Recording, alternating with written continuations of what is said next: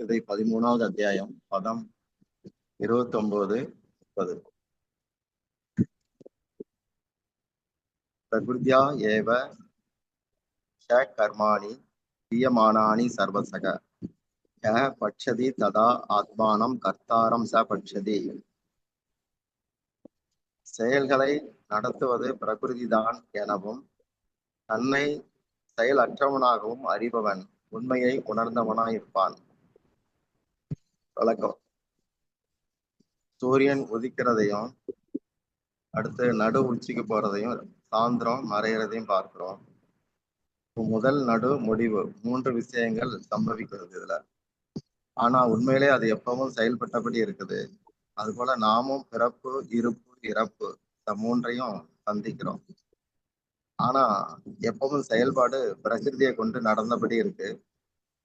ஆத்மா கர்த்தா கிடையாது அப்படிங்கிறது இங்க சொல்லப்படுது. ஜீவன் பிரகிருதியின் தொடர்பில் இருக்கிறது, இயற்கையின் தொடர்பில் இருக்கிறது. இயற்கையின் தொடர்பினால் சரீரத்தில் ஏற்படும் விவகாரங்களை நான் செய்கிறேன் என நினைக்கிறோம். ஆசை, அதாவது செயலுக்கான ஊக்கம் மட்டுமே ஜீவனுடையது. செயலை நடத்துவது பிரகிருதி மட்டுமே. நாம் செயலில் நம்மை இணைக்கிறோம். இவை பிரகிருதி எனும் இயற்கையில் 3 குணங்கள் உள்ளன. குண உந்துதலால் புலன்கள் வேலை செய்ய ஆரம்பிக்கிறது. புலன்கள் வேலை செய்ய புலன் விஷயங்கள் தேவை. கண் புலன் என்றால் பார்ப்பது அதன் விஷயம், காது புலன் என்றால் கேட்பது அதற்கு விஷயம். இப்படி புலன்கள் அதனதன் விஷயங்களில் போவது உண்டு. புலன்களின் போக்குக்கு விஷயங்கள் காரணம் போல நாம் நினைக்கலாம். ஆனால் புலன்களின் போக்குக்கு குணமின்தான் காரணம். குணங்களுக்கு காரணம் ஜட இயற்கை. இயற்கை நடத்துகிறது, நாம் பங்கேற்கிறோம். நமது வினை பயன்களை இயற்கையில் நாம் சந்திக்கிறோம். காலத்தால் நமது கர்ம வினைகள் தீர்க்கப்படுகின்றன. ஒரு பிரகிருதியின் இதுவே பிரகிருதியின் ரகசியம். அதனால்தான் பிரகிருதி செய்கிறது என 3:27 குணங்கள் செய்கிறது என 3:28, 14:19 புலன்கள் செய்கின்றன 5:8 புலன் விஷயங்கள் தான் காரணம் என 5:9 பகவான் கூறுகிறார். உலகம் ஜடம், அதனுடன் உறவு வைத்திருக்கும் ஜீவனின் உடல், மனம், புத்தி, அகங்காரம் அத்தனையும் ஜடம். ஜடத்துடன் ஜடம் இணைகிறது. இந்த சேர்க்கையில் வினைகள் உண்டாகின்றன. நாம் கடற்கரைக்கு சென்று அலைகளை பார்க்கிறோம். கடல் அலைகளுக்கு கீழே அடியில் உள்ளது. நாம் பார்ப்பது அலைகளைத்தானே ஒழிய கடலை அல்ல. தீபம் எரிவதை பார்க்கிறோம். அங்கு அடுத்தடுத்த நெருப்பு எரிந்து கொண்டிருக்கிறது. நம் கண்ணுக்கு தெரியாமல் இப்படி பல நகர்வுகளை இயற்கை செய்தபடி இருக்கிறது. ஒருவர் ஆட்டோவில் செல்லும் பொழுது நமது விருப்பத்துக்கு ஏற்ப ஆட்டோவை செலுத்துகிறோம். நாம் ஆட்டோவை ஓட்டவில்லை, அதை ஓட்டுநர் டிரைவர் ஓட்டுகிறார். ஆட்டோ மூலம் போகிறோம். நாம போக முடியாது. நமது விருப்பம் அங்கே இருப்பதால் நாம் பணம் கொடுக்க வேண்டும். எனவே பயனளிக்கும் வரை பயனை சந்திக்கும் வரை இந்த நிகழ்வு நடக்கிறது. பயணிக்கும் வரை ஆட்டோ சொந்தமானதாக கருதப்படும். அப்போது அதுபோல சரீரம், இதை ஓட்டுபவர் பரமாத்மா நாராயணர், பயணிப்பவர் உள்ளே இருக்கும் ஜீவன். பயணிக்கிறவனுக்கு எங்க போக வேண்டும் என்பதை குரு கற்றுத் தருவார். ஓட்டுகிறவனுக்கு பாதை தெரியும். ஓட்டுகிற பரமாத்மா கிருஷ்ணரின் பிரதிநிதி என்பதால் அவர் பயணிப்பவனை கிருஷ்ணரிடம் கொண்டு சேர்ப்பார்.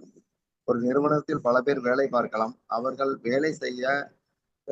வேலை செய்ய வைக்க காரணம் நிர்வாகம். இறைவனது நிர்வாகமான பிரகிருதி இவ்வாறாக குணங்களால் அனைவரையும் செயல்பட வைக்கிறது. 13:30 யதா பூத பிருதக் பாவம் ஏகஸ்தம் அனுபட்சதி தத ஏவச்ச விஸ்தாரம் பிரம்ம சம்பத்தியதே ததா. ஜீவர்களின் வெவ்வேறு எண்ண பாவனைகளுக்கு ஒரே பிரகிருதி தான் காரணம். அதிலிருந்து விஸ்தாரமாக எல்லா பரவலும் உண்டாகின்றன. இந்த பார்வையை பெற்றவன் பிரம்ம தலத்தை உணர்வான். விளக்கம். மூவுலகிலும் ஜீவராசிகள் உண்டு. அது இல்லாத இடமே இல்லை. பிராணிகள் தனித்தனி எண்ணங்கள் கொண்டிருக்கின்றன. தனித்தனி வாசனைகள் உள்ளன. இப்படி விஸ்தாரமாக பரவி உள்ள அனைத்துக்கும் ஏகஸ்தம் என்று பெயர். ஒரே ஒரு பிரகிருதி தான் காரணமாக இருக்கிறது என அர்த்தம். இதை உணர்பவன் பிரகிருதிக்கு அப்பாற்பட்ட ஆத்மாவை அறிய முடியும். உடல், உள்ளம் இவற்றுக்கு அப்பால் ஆத்ம உணர்வு உள்ளது. உலகில் உள்ள எல்லா சரீரங்களிலும் உண்டாகும் மாற்றங்கள், உருவ வேற்றுமைகள், செயல்கள் எல்லாவற்றுக்கும் பிரகிருதி தான் காரணம். முன்பே சொன்னபடி குணங்கள் பிரகிருதிக்குள் மறைந்துள்ளன. நாம் கொள்ளும் சகவாசத்துக்கேற்ப குண மாறுபாடுகள், விகாரங்கள் உண்டு. பஸ்ஸில் பயணிப்பவன் தன்னை பஸ் என நினைக்க மாட்டான். அது தனியாக செயல்படுகிறது. சரீரத்திலான செயல்கள் இருவகை. ஒன்று தானாக நடப்பது, அடுத்தது முயன்று நடப்பது. குழந்தை வளர்வதும், வாலிபனாவதும், முதுமை பெறுவதும் தானாக நடப்பது. உண்பது, உறங்குவது போன்ற செயல்கள் முயன்று செய்யப்படுவது. பிராணிகளை தனித்தனி பாவனை உள்ளதாக காண்பதால் வெறுப்பு வரும். விருப்பம் வெறுப்பும் உண்மையை அறிய விடாது. தனக்கு சரீரத்தில் என்ன என்ன நமக்கு விரும்புகிறோமோ அதே போலத்தான் அனைத்து பிராணிகளுக்கும் எல்லா ஜீவர்களுக்கும் இருக்கும். அதனால் அதை மதித்து நடக்க வேண்டும்.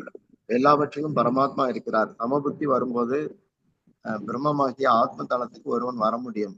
கடல் ஒன்றுதான், ஆனால் அதில் உண்டாகிற பொருட்கள், நுரை, மணிகள், சங்கு, அலைகள், சிப்பிகள், கடல் குச்சி என பல விஷயங்கள் கடலில் உள்ளன.